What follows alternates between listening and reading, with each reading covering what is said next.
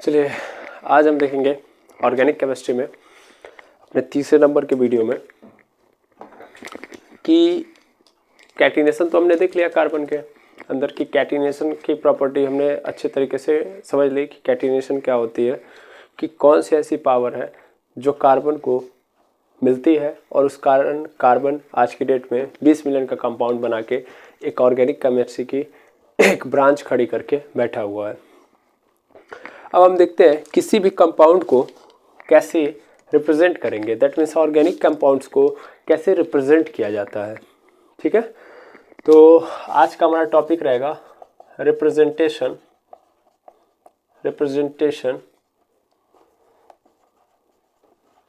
Of organic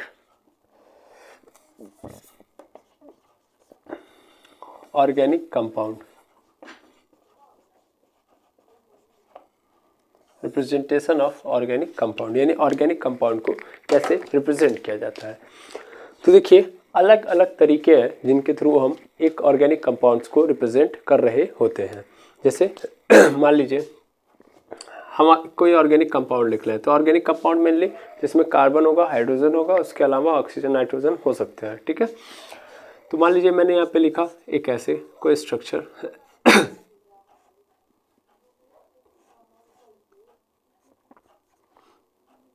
ऐसे करके, चलिए सिंगली ये इसके साथ मैंने ऐसे यहाँ पे डबल बॉन्ड O है, फिर यहाँ पे C है, फिर H है, फिर H है, फिर H है, ऐसे समथिंग मैंने एक स्ट्रक्चर सामने रख दिया। ओके या ऐसे ही हम चाहे तो ऐसे भी लिख सकते हैं।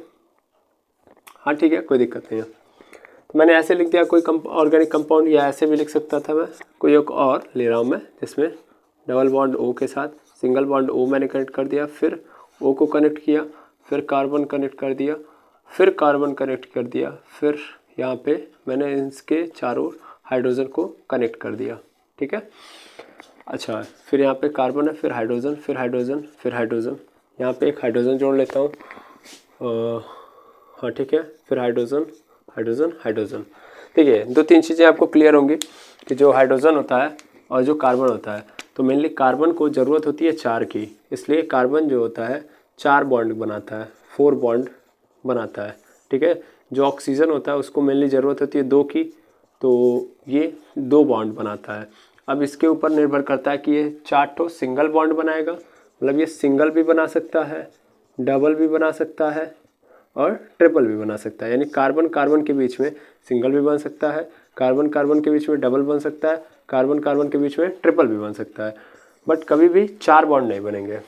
जबकि ऑक्सीजन का किसी के साथ डबल भी बन सकता है, ऑक्सीजन का खुद के साथ तो डबल बनता है, सिंगल भी बन सकता है ऑक्सीजन का, बाकी अगर किसी के साथ कनेक्ट हो रहा है तो, और अदरवाइज जो कार्बन क्या बोलते हैं, ऑक्सीजन सिंगल भी बनाता है और डबल, दोनों कंडीशंस में एग्जिस्ट कर रहा होता है। हाइड्रोजन सिंगल बनाता है क्योंकि उसको एक ही चीज़ की ज़रूरत होती है, इसलिए हाइड्रोजन जो होता है सिंपल बनाता है एक सिंगल बॉन्ड। ये बात आपको क्लियर होनी चाहिए, ठीक है ना। कार्बन कार्बन से 4 बॉन्डिंग करता है, या तो सिंगल बना के कनेक्ट रह सकता है, या तो डबल, या तो ट्रिपल। जबकि ऑक्सीजन जो होता है डबल भी बनाता है, सिंगल भी बनाता है, और हाइड्रोजन सिंगल बॉन्ड बनाता है। इसलिए यहाँ पे जो आपको दिख रहा है, तो ये ऐसे वो कर सकता है। ध्यान देंगे, कार्बन को अगर देखा जाए तो 4 है कि नहीं है इसका, तो देखिए 1 2 3 4।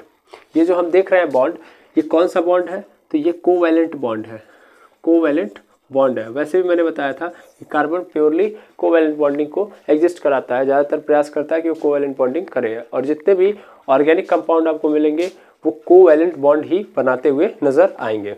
ओके, अब मैं देखूं ये कार्बन है, कार्बन के यहाँ पे मेनली 4 कंप्लीट है, यहाँ भी कार्बन के देखा जाए तो कार्बन का 1 2 3 और यहाँ पे 5 हो जा रहा है, तो ये गलत हो जाएगा, इसलिए यहाँ पे इस हाइड्रोजन की ज़रूरत नहीं है। सिंपली ऐसे मैंने लिख दिया। ओके, तो अभी ऑक्सीजन का देखा जाए तो 2 कंप्लीट हो गया, कार्बन का 4 हो गया, ऑक्सीजन का, फिर इस ऑक्सीजन का देखा जाए तो 1 2 कंप्लीट है, फिर इस ऑक्सीजन का 1 2 कंप्लीट है, फिर इस कार्बन का देखा 1 2 3 4, फिर यहाँ भी 4 हो गया, फिर 4। तो दैट मीन्स इस तरीके से कोई मैंने चीज़ लिखा है। तो ये जो रिप्रेजेंटेशन मैंने ऑर्गेनिक कंपाउंड का किया है, this is called molecular structure of organic compound. ये क्या है, ये मॉलिक्यूलर स्ट्रक्चर है यानी आणविक संरचना है किसी भी ऑर्गेनिक कंपाउंड की, किसी भी कार्बनिक यौगिक की ये आणविक संरचना है, मॉलिक्यूलर स्ट्रक्चर है। इसे हम लोग स्ट्रक्चरल फार्मूला भी कहते हैं। इसे हम लोग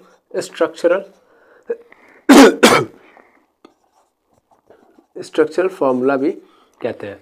ओके, यानी संरचनात्मक सूत्र। इंपॉर्टेंट बात है कि इसे हम लोग मॉलिक्यूलर स्ट्रक्चर या संरचनात्मक सूत्र कहते हैं। इसी चीज को हम लोग एक तरीके से और तरीके से लिख सकते हैं कि देखते हैं हम लोग कितने कार्बन है इसमें, तो 1 2 3 4 5, तो हम लोग लिख सकते थे 5 कार्बन है। हाइड्रोजन कितने हैं, तो 1 2 3 4 5 6 7 8 9 10, तो मैं यहाँ पे लिख दूंगा H10। और ऑक्सीजन कितने यहाँ पे 1 2 3, तो यहाँ पे मैं लिख सकता हूँ O3। दैट मीन्स इस पूरे के जगह पे मैं डायरेक्ट इसके अंदर ये लिख दूंगा कि कितने एटम्स हैं इस कंपाउंड के अंदर। तो यहाँ पे 3 एटम है, 1 2 एंड 3। तो अगर मैंने ऐसे लिख दिया तो सिंपली ये जो मुझे दिख रहा है दैट इज कॉल्ड, इस वाले प्रोसीजर को हम लोग बोलेंगे, इसको हम लोग नाम देंगे मॉलिक्यूलर फार्मूला। मॉलिक्यूलर फार्मूला यानी ये जो रिप्रेजेंटेशन होगा इसे हम लोग कहेंगे मॉलिक्यूलर फार्मूला, यानी आणविक सूत्र। आई थिंक क्लियर हो गया होगा ये बात, दिखाई दे रहा होगा। ठीक है, तो यानी C5H10O3 is called molecular formula. जब हमने इसको कंडेंस करके लिख दिया, अभी हम बारी बारी एक एक को समझ रहे होंगे कि क्या होता है मॉलिक्यूलर स्ट्रक्चर, ये क्या इंफॉर्मेशन दे रहा होगा, मॉलिक्यूलर फार्मूला क्या होता होगा। ठीक है, फिर उसी तरीके से अगर हम लोग यहाँ पे एक और स्ट्रक्चर में बना रहा हूँ, आप देख पा रहे होंगे यहाँ पे मैं बना दे रहा हूँ, देखिएगा यहाँ पे सेम टू सेम मैं स्ट्रक्चर में, चलो इसको चेंज कर लेता हूँ थोड़ा बहुत समझाने के लिए आसानी से। यहाँ पे कार्बन है, हाइड्रोजन। ओके, अब मैं अगर इस पहले वाले को उठा के लेके आऊँ तो यहाँ पे कितने कार्बन हो गए, 1 2 3, तो यानी C3 हो गया। ओके, यानी यहाँ पे कितना हो गया, C3। एक काम करते हैं, यहाँ पे H लगा लेते हैं हम लोग, सिंपल। ठीक है ना, तो इससे क्या होगा, कार्बन कितना हो गया, 2 हो गया। फिर ऑक्सीजन कितना हो गया, तो ऑक्सीजन भी सॉरी हाइड्रोजन कितना हो गया, तो हाइड्रोजन 1 2 3 हो गया। हाँ 3 हो गया यहाँ पे हाइड्रोजन, तो यहाँ पे मैं लिख सकता हूँ S3। ठीक है, बट यहाँ पे कार्बन का पूरा नहीं ना, तो यहाँ पे एक और हाइड्रोजन लगाना पड़ेगा, इसलिए 4, तो यहाँ पे CH C2H4 और O2 हो गया। अब मैं अगर इसमें सिर्फ ये देखूं, इसके रेशियोज निकालूं, रेशियोज का मतलब सिंपली आप 2 से डिवाइड कर दो, डिवाइड कर दोगे तो क्या होगा, C1 बचेगा, S2 बचेगा और O बचेगा। इसका मतलब क्या हुआ, ये जो आप लिखे हैं that is called empirical formula. ये क्या कहलाएगा, एम्पेरिकल फार्मूला कहलाएगा। ठीक है ना, यहाँ पे ई लगा दीजिएगा, एम्पेरिकल फार्मूला कहलाएगा। अब ये सब क्या होता है, स्पेशली इस बारे में हम लोग बात करेंगे। ठीक है ना, इसको मूलानुपाती सूत्र भी बोलते हैं एम्पेरिकल फार्मूला को। ये सिंपली क्या बताता है, ये सिंपली रेशियोज बताता है डिफरेंट एटम का। देखो यार, ऑर्गेनिक कंपाउंड्स के अंदर ये आपको 3 चीज़ें मिल रही होंगी, 3 चीज़ें। अभी मैं एक और चौथी भी चीज़ देख लूँगा, इसको हम लोग बोल रहे होंगे कंडेंस्ड फार्मूला। तो चौथे नंबर पे क्या आता है, पहला तो ये देख लो मॉलिक्यूलर स्ट्रक्चर या स्ट्रक्चरल फार्मूला, दूसरे नंबर पे हम लोग देख रहे होंगे मॉलिक्यूलर फार्मूला, तीसरे नंबर पे एम्पेरिकल फार्मूला, और चौथे नंबर पे मेरा आता है कंडेंस्ड फार्मूला। यानी इसी चीज़ को हम कंडेंस्ड करके लिख सकते हैं। कंडेंस्ड कैसे लिखेंगे, तो चौथे नंबर पर मैं यहाँ पे लिख सकता हूँ कंडेंस्ड फार्मूला। कंडेंस्ड फार्मूला क्या होता है, कंडेंस्ड फार्मूला में इसी चीज को कंडेंस्ड कर दो, मतलब ये पूरा एक्सपेंडेड है, इसको कंडेंस्ड करो और इस तरीके से कंडेंस्ड करो कि ये कनेक्शंस बस शो कर पाए। मतलब यहाँ पे ये कार्बन है, तो ये कार्बन के पास 3 हाइड्रोजन है, बिल्कुल। फिर ये कार्बन है और कार्बन किससे जुड़ा हुआ है, ये जुड़ा हुआ है ऑक्सीजन से, और फिर O से भी जुड़ा हुआ है, और फिर ये H से जुड़ा हुआ है। कुछ इस तरीके से कंडेंस्ड हो गया। यहाँ भी देख लो, यहाँ पे CH3, फिर यहाँ पे CO जो जुड़ा हुआ है वो डबल बॉन्ड O, फिर यहाँ पे सिंगल बॉन्ड O, फिर आप यहाँ से फिर O लिखोगे, और फिर यहाँ पे CH2 फिर CH2 फिर CH3। और अगर मैंने ऐसे लिख दिया तो ये जो दिखाई दे रहा है आपको कंडेंस्ड फॉर्मूला, कंडेंस्ड का मतलब दबा दिया गया, ठीक है। तो आई थिंक ये चारों बातें समझ में आ गई। अभी नई जिनको समझ में आई उसको मैं एक एक करके आसानी से आपको समझा रहा हूँ कि मॉलिक्यूलर स्ट्रक्चर क्या बताता है, आखिर क्या करोगे अगर मॉलिक्यूलर स्ट्रक्चर लिखोगे तो क्यों लिखोगे, एम्पेरिकल फार्मूला लिखोगे तो क्यों लिखोगे, कंडेंस्ड फार्मूला लिखोगे तो क्यों लिखोगे। चलिए मैं स्टार्ट करता हूँ तीसरे नंबर से जिसका नाम है एम्पेरिकल फार्मूला, ताकि आप समझ पाओ ये क्या होता है। ओके, तो इसको आप लोग नोट कर लो, मतलब जो आपको समझ में आया अभी तक, क्योंकि मैं इसको रब कर रहा हूँ इसलिए मैंने बोला ऐसा। चलिए देखिएगा एम्पेरिकल फार्मूला क्या होता है यार। Empirical formula is nothing but, मान लो एम्पेरिकल फार्मूला दिखा रहा हूँ मैं, एम्पेरिकल फार्मूला जल्दी जल्दी लिखा जाओ भाई। एम्पेरिकल फार्मूला में होगा क्या, स्पेशली ये होगा कि कोई भी आपको मॉलिक्यूलर फार्मूला दिया होगा, स्पेशली करते क्या है यार, इसमें ये बताता हमको है, it tells about simplest ratio of different atoms या फिर different atoms present in a compound। पहली बात तो ये, यानी ये एक्चुअल में क्या करता है, तो ये एक्चुअल में सिंपलेस्ट हमको एक रेशियो देता है, जो किसका रेशियो देता है, अलग अलग एटम्स का जो एक कंपाउंड्स के अंदर मौजूद होते हैं। जैसे मान लीजिए अगर हमारे सामने लिख दिया गया ऐसे कोई मॉलिक्यूलर फार्मूला दे दिया गया C4H12O6 ऐसे दे दिया, ये आप बता सकते हैं किसका है। अच्छा मैं अगर यहाँ पे C6 करूँगा तो आप बता सकते हैं, ये किसका है, ग्लूकोज का है।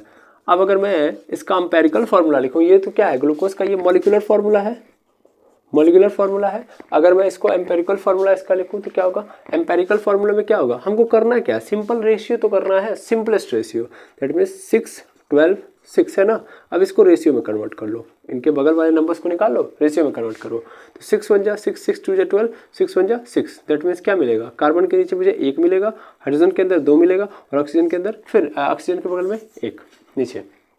तो ये क्या आ गया CH2O, और ये क्या है आपका सिंपलेस्ट रेशियो है, और ये सिंपलेस्ट रेशियो ही क्या लाएगा, एम्पेरिकल फार्मूला। यानी इस तरीके से अगर मैं इसको रिप्रेजेंट कर रहा हूँ तो ये इसका क्या होगा, एम्पेरिकल फार्मूला, जिसमें ये बताया जा रहा है कि कार्बन यार एक कार्बन 2 हाइड्रोजन और 1 ऑक्सीजन इस तरीके से मौजूद है, एक तरीके से एक पैटर्न को बनाने के लिए।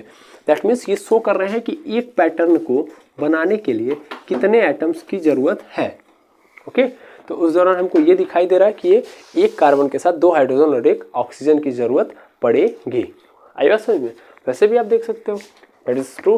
देखो कैसे, ये कार्बन है, अब एक पैटर्न बनाना चाह रहा हूँ मैं, ऐसे नॉर्मली बता रहा हूँ आपको, हाइड्रोजन और ये डबल बॉन्ड O, तो हो गया कि नहीं हो गया, देखो 4 बन गया ना, कार्बन के तो 4 बन गए, ऑक्सीजन के डबल बन गए, काम खत्म। तो देखो एक पैटर्न इस तरह होगा इसका, किसका, ग्लूकोज का। तो एम्पेरिकल फार्मूला ये बताता है हमको कि किस तरीके से क्या सिंपलेस्ट रेशियो हो, और एक पैटर्न के अंदर कितने एटम्स मौजूद रहेंगे, सिंपली कितने रहने चाहिए।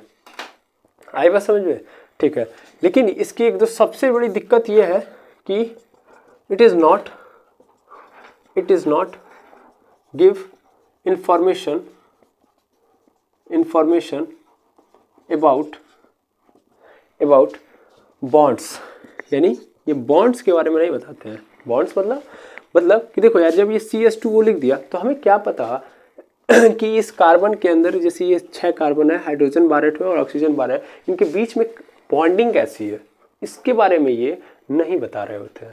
दैट मीन्स एम्पेरिकल फार्मूला से सिंपली हम पैटर्न तो समझ लेंगे, सिंपलेस्ट रेशियो तो समझ लेंगे, but we did not get the information about bonds, यानी बॉन्ड्स कैसे बन रहे हैं उसके बारे में हम इंफॉर्मेशन नहीं प्राप्त कर सकते। तो आई थिंक एम्पेरिकल फार्मूला आपको समझ में आ गया है कि नहीं है। Empirical formula is nothing but जो सिंपलेस्ट रेशियो दे रहा होगा। ओके, अच्छा अब आगे अगर हम लोग देखेंगे तो आगे हमारे पास आता है मॉलिक्यूलर फार्मूला। क्या आएगा, मॉलिक्यूलर फार्मूला। तो मॉलिक्यूलर फार्मूले में आप लोग इसको मैं मिटा रहा हूँ, इसको आप लोग एक बार नोट कर लीजिएगा।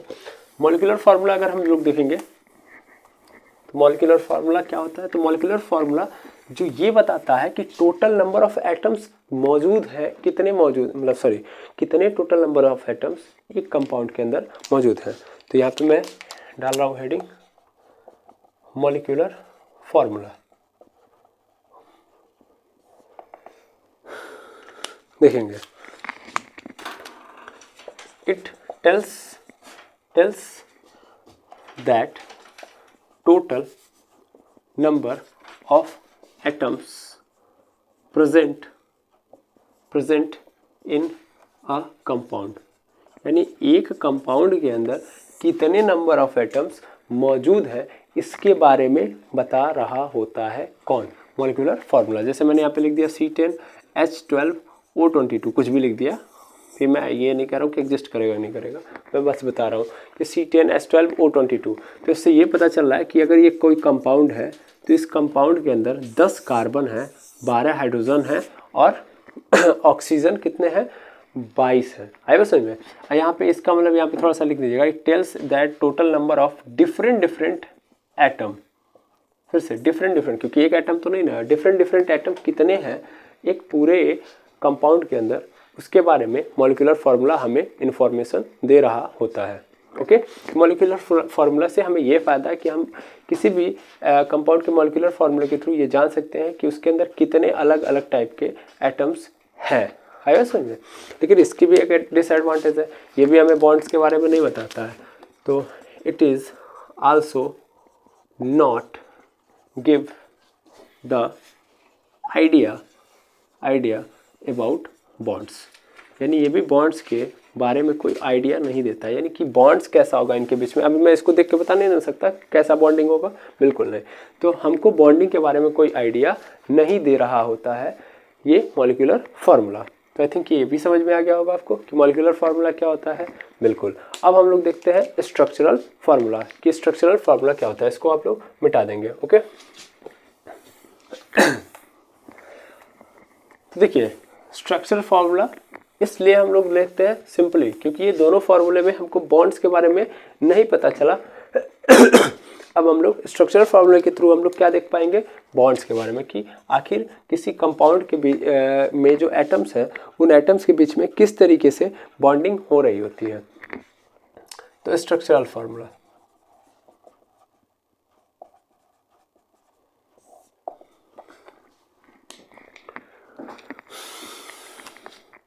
स्ट्रक्चरल फार्मूला, तो जो स्ट्रक्चरल फार्मूला होता है it gives information about bonds formation between different atoms, यानी डिफरेंट एटम्स के बीच में किस तरीके का बॉन्ड फॉर्मेशन हो रहा है इसके बारे में ये बताता है कौन, स्ट्रक्चरल फार्मूला इसके बारे में बताता है। पहली बात। दूसरी बात, ये हमें ये भी तो इन्फॉर्मेशन देता है कि कौन कौन से एटम्स प्रेजेंट हैं, ठीक है ना। तो it gives also idea about different atoms of compound, यानी किसी कंपाउंड के अंदर कौन कौन से डिफरेंट एटम्स हैं ये भी ये बता रहा होगा। उसके साथ साथ ये भी बता रहा होगा कि उनके बीच में कैसी बॉन्डिंग हुई है, ये भी स्ट्रक्चरल फार्मूले के थ्रू बता सकते हैं हम लोग। जैसे अभी जस्ट हम लोगों ने देखा कि ये कार्बन है, यहाँ पे कार्बन है और इस कार्बन ने हाइड्रोजन ऑक्सीजन के साथ डबल बॉन्ड बनाया हुआ था, ये इस ऑक्सीजन के साथ सिंगल बनाया था, फिर इस ऑक्सीजन ने अगले वाले के साथ कैसा बनाया था, सिंगल बॉन्ड के साथ जुड़ा हुआ था, फिर कार्बन सिंगल बॉन्ड के साथ यहाँ पे जुड़ा था, फिर कार्बन आया था, फिर इन सब के साथ सिंगल बॉन्ड के साथ हाइड्रोजन कनेक्ट थे, ठीक है ना। यहाँ पे तो नहीं, यहाँ पे 2 हाइड्रोजन, यहाँ पे 2 हाइड्रोजन, यहाँ पे 1 हाइड्रोजन। तो इससे क्या पता चला, यहाँ से हमको पता चल गया ना, this is called your structural formula. तो ये तो तुम्हारा स्ट्रक्चरल फार्मूला है कि नहीं है। ये स्ट्रक्चरल फार्मूला है। इस स्ट्रक्चरल फार्मूला के थ्रू आप क्या समझ पा रहे होंगे कि देखिए इसके अंदर हमको ये समझ में आ रहा है कि कार्बन आया है, ऑक्सीजन आया, हाइड्रोजन आया, यानी ये 3 तरीके के एटम्स आए हुए हैं और सबके बीच में, यानी कार्बन हाइड्रोजन के बीच में यहाँ पे सिंगल बॉन्ड बन रहा है, कार्बन और ऑक्सीजन के बीच में यहाँ पे इस वाले कंडीशन में डबल बॉन्ड बन रहा है, जबकि यहाँ पे कैसा बन रहा है, सिंगल बॉन्ड बन रहा है। तो इस तरीके से स्ट्रक्चरल फार्मूला हमें ये इन्फॉर्मेशन देता है। तो एम्पिरिकल फार्मूला हमें सिंपलेस्ट रेशियो देता है, यानी हमें ये पता चलता है कि एक पैटर्न कैसा होगा। लेकिन सेकेंड वाले कंडीशन के अंदर मैं बात करूं तो सेकेंड मतलब वो बॉन्डिंग के बारे में इंफॉर्मेशन नहीं देता है। मॉलिक्यूलर फार्मूला हमें ये बता देता है कि टोटल नंबर ऑफ एटम्स कितने प्रेजेंट हैं, अलग अलग जो एटम्स हैं वो कितने टोटल नंबर्स हैं उनके, मतलब कितने हैं टोटल, सीधी सीधी बात है। जबकि ये स्ट्रक्चरल फार्मूला हमें ये बताता है कि कौन कौन से एटम है, उसके साथ साथ ये भी मतलब कौन कौन से अलग अलग एटम आए हैं उस कंपाउंड में अंदर, ये तो बताता ही है। जबकि उनके बीच में कैसा बॉन्ड बन रहा है इसके बारे में भी हमें कौन बता रहा होता है, तो स्ट्रक्चरल फार्मूला बता रहा होता है। तो आई थिंक ये वाला पोर्शन भी आपका क्या हो गया, क्लियर हो गया। तो स्ट्रक्चरल फार्मूला क्या होता है ये भी आप समझ गया। अब हम लोग देखते हैं बहुत इंपॉर्टेंट जो है वो है हमारा कंडेंस्ड फार्मूला। तो कंडेंस्ड फार्मूला हम देख रहे होते हैं। पहले आप इसको भी क्या कर लीजिए, नोट कर लीजिए। थोड़ा मैं मिटा दूँ इसको, थोड़ा ब्लर आ रहा है, इसके लिए सॉरी। अब हम आगे देखेंगे, तो आगे हम देखेंगे कंडेंस्ड फार्मूला। कंडेंस्ड फार्मूला, तो कंडेंस्ड फार्मूला क्या होता है, तो कंडेंस्ड फार्मूला में देखते हैं हम लोग। अच्छा, एक बात दिमाग में रखेंगे, जो स्ट्रक्चरल फार्मूला होता है मेनली ऑर्गेनिक केमिस्ट्री के अंदर हम लोग स्ट्रक्चरल फार्मूले के साथ ही डील कर रहे होते हैं। दैट मीन्स स्ट्रक्चरल फार्मूले के थ्रू ही हम ऑर्गेनिक केमिस्ट्री में वर्क करेंगे। जहाँ भी हमें कोई कंपाउंड मिलेगा उसका स्ट्रक्चर फार्मूला देंगे और उसके थ्रू ही हम लोग काम कर रहे होंगे। इस बात को आपको दिमाग में रखना है। और हर एक स्ट्रक्चरल फार्मूले का एक स्पेसिफाइड नेम होता है, जिसको हम नॉमेनक्लेचर के थ्रू पढ़ रहे होते हैं। ठीक है, तो नॉमेनक्लेचर में हम लोग किसी भी स्ट्रक्चरल फार्मूले का एक स्पेसिफिक नेम रखेंगे। ठीक है, अभी फिलहाल में हम देखेंगे कि कंडेंस्ड फार्मूले किसको कहते हैं। तो कंडेंस्ड फार्मूला में जैसे मान लीजिए मेरे सामने एक स्ट्रक्चर है कुछ इस तरीके से,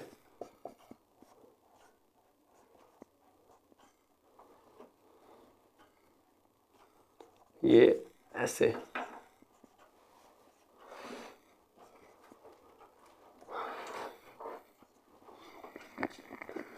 ऐसे कुछ करके है। ठीक है, चलिए थोड़ा सा और बढ़ा लेते हैं। हाँ ठीक, अब मैं अगर इसको थोड़ा सही से लिखूं तो ऐसे लिख सकता हूँ CH3, मतलब इस एक एक सिंगल पैटर्न को कार्बन का एक सिंगल का करके, फिर इससे कनेक्ट है आपका ये C और इसके साथ CH है, फिर इससे ऊपर CH3 कनेक्टेड है। देखिए ऊपर CH3 कनेक्टेड है इस CH से। अब फिर इस CH से आगे देखोगे तो यहाँ पे CH2 कनेक्टेड है, दैट मीन्स CH2। फिर इससे सिंगल बॉन्ड कनेक्टेड है CH3, कुछ इस तरीके से। फिर मैं थोड़ा सा और कंडेंस लिखना चाहूँ तो कुछ इस तरीके से लिख सकता हूँ CH3 CH और इसके साथ ही कनेक्टेड है ना, दैट मीन्स इसके ऊपर है, तो इसलिए मैं इसको ब्रैकेट में डाल दूंगा। ब्रैकेट से ये समझ में आ जाएगा कि इससे डायरेक्ट लिंक है, मतलब इसी से आगे वाला भी लिंक है और इसके जस्ट ऊपर या नीचे ये वाला लिंक है। और फिर यहाँ पे लिख दूंगा CH2, फिर इसके आगे लिख दूंगा CH3। अब ये कुछ ऐसे बन गया। ये जो आपको दिया गया है ये क्या है, आपका स्ट्रक्चरल फार्मूला है। ये आपका स्ट्रक्चरल फार्मूला है। फिर ये स्ट्रक्चरल फार्मूला किस में कन्वर्ट हो गया, कुछ इस फॉर्म में कन्वर्ट हो गया। आई बात समझ में, ये इस फॉर्म में कन्वर्ट हो गया। किस फॉर्म में, पहले इस फॉर्म में गया, फिर इस फॉर्म से इस फॉर्म में कन्वर्ट हो गया। और ये जो आपको दिख रहा है that is called your condensed formula. यही आपको, यही क्या कहलाता है, कंडेंस्ड फार्मूला। तो अगर कंडेंस्ड फार्मूला देखोगे तो यहाँ पे फिर अगर मैं ध्यान से देखूँ तो ये भी हमको बॉन्ड के बारे में इंफॉर्मेशन नहीं देता, बट ये हमें इंफॉर्मेशन देता है कि जो डिफरेंट एटम है किस तरीके से आपस में कनेक्ट है। देखो यहाँ पे ये बता रहा है ना कि देखो CH3, देखो अब ये एक प्रकार से कंपाउंड लेवल पे वर्क कर रहा होता है, सॉरी मॉलिक्यूलर लेवल पे वर्क कर रहा होगा कि एक मॉलिक्यूल दूसरे मॉलिक्यूल से किस तरीके से कनेक्ट है। तो कनेक्टिविटी बताता है एक्चुअल में कि ये देखो इसके साथ सिंगल बॉन्ड के साथ कनेक्टेड है, फिर ये सिंगल बॉन्ड के साथ कनेक्टेड है, फिर सिंगल बॉन्ड के साथ ये, ऐसे इस तरीके से कनेक्शन है कि CH3 CH से कनेक्ट है, फिर CH के साथ CH3 कनेक्ट है, फिर इसी CH के साथ CH2 भी कनेक्टेड है और फिर इस CH2 के साथ CH3 कनेक्टेड है। इस तरीके से बता रहा है कि एक मॉलिक्यूलर लेवल पे कनेक्टिविटी को शो कर रहा होता है, लेकिन एक्चुअल में हमको बॉन्डिंग के बारे में रिवील नहीं कर रहा होता है। यहाँ पे बॉन्डिंग डिसअपियरिंग कंडीशन में आपको नज़र आ रही होगी। आई बात समझ में, यानी यहाँ पे बॉन्डिंग का कोई इन्फॉर्मेशन नहीं दिया गया है, लेकिन एक एक मॉलिक्यूल्स का आपस में क्या कनेक्टिविटी है इसके बारे में बताया जा रहा है। तो आई थिंक कंडेंस फार्मूला के बारे में आपको अगर लिखना हो तो आप क्या लिख पाएंगे, तो आई थिंक लिख तो लेंगे आप लोग, फिर भी मैं लिख दे रहा हूँ कि it gives idea about connectivity connectivity of different atoms, यहाँ पे मॉलिक्यूल भी लिख ले रहा हूँ मैं, मॉलिक्यूल भी समझ सकते हैं आप, मॉलिक्यूल्स इन अ कंपाउंड, यानी एक कंपाउंड के बीच में कैसी उनके एटम्स में क्या कनेक्टिविटी है, किस तरीके से वो आपस में कनेक्टेड है, या मॉलिक्यूल्स आपस में कैसे कनेक्टेड है, तो उसके बारे में ये आइडिया देता है। दूसरा, it is not give information about bond between atoms. तो आई थिंक ये वाला पोर्शन क्लियर हो गया होगा कि कंडेंस फार्मूला किसे कहते हैं। ठीक है, तो ज़्यादातर देखिए आपको स्ट्रक्चरल फार्मूला दे देगा और आपको कहेगा कि इसको कंडेंस फॉर्म में करके दिखाइए, तो इसको आप पहले नोट करिए, फिर हम लोग देखते हैं। तो मेनली हम लोगों ने